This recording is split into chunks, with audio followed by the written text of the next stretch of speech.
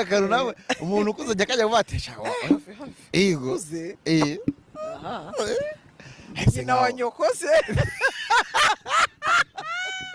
imena kwengura ko imena kwise mukecuru uvuga uti mukecuru mu mutwe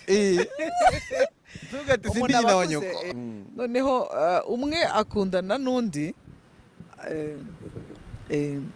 akundanye n'undi noneho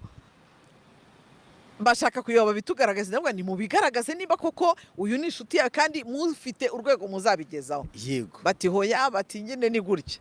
noneho rimwe umwe arabishegera avuga ati ngewe uko bigenda uko ariko kose ndarara ahangaha yego undi we ari mu mahanga arabyanga ati mama ati none se uyu muntu uko mbona ndavuga sawa icyo gihe twakoraga tuba ahantu ndangije ndavuga kondisiyo rero yo kugira ngo urare hano urara wambaye ikoboyi kandi nanjye ndaza ndyame hano yego ko Kristo urarimo hagati cyane